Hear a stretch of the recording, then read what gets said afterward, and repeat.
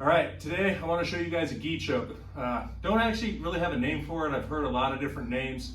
Some people call it the ninja choke. The person behind the camera calls it the tip choke. But whatever you want to call it, it is excellent, it is powerful, it's mean, and it's nasty.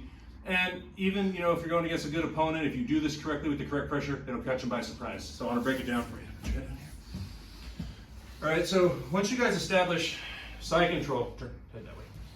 All right, once you guys establish side control, don't rush your submissions. I mean, unless you're going against the clock at a tournament or in training, but I like to get my arm under the head and arm under his arm, come here, and just shoulder pressure. This is everything, okay? Everything right here. I want to get him looking away. Now, what I want to do here is I'm going to start turning my head away. I'll take my glasses off, make it a little bit easier. But I want to stay here. Now, what I'm going to do here is I'm going to take that arm that's under his arm and pull it out and grab my gi out, pull it out completely. Now, what I'm going to do is I'm going to grab the bottom of my gi, the tip, right? Now, what I'm going to do is I'm going to come here like this. Notice how my pinky's down, thumb up. I'm going to pull it against his head.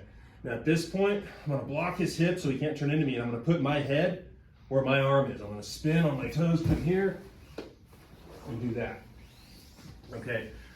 I picked this up back when I was a brown belt. Actually, I had a purple belt student of mine show it to me, and it's been a staple of my game ever since when I'm wearing the gi.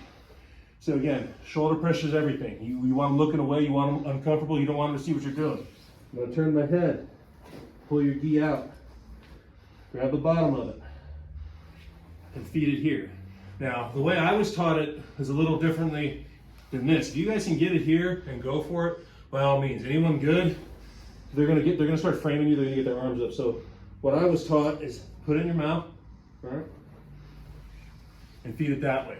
It's a little bit sneakier because if Michael knows what I want to do and I'm here like this, it's not gonna work, right? But if his hand's up and he's defending, I put it here. It helps me get it. So regardless, if you can get it the normal way without putting it in your mouth, by all means, but sometimes you might have to do that. Block, get on my toes, hips off the ground, put my head where my arm is. Okay? This is a great move, and it's really hard for them to defend. So one more time, guys. All right, I'll show it from a different angle. You guys can kind of see it sideways a little bit. All right, pressure, pressure, okay? Look away, keep your head down. Keep the shoulder pressure, keep it looking away. Pull this out. If you can get it in here, great. But if he blocks it, you have to put it in your mouth and come here. Remember, pinky down. Get it against his neck. Block his hip and put your head where your arm is. So, the tip choke, the ninja choke, whatever you want to call it.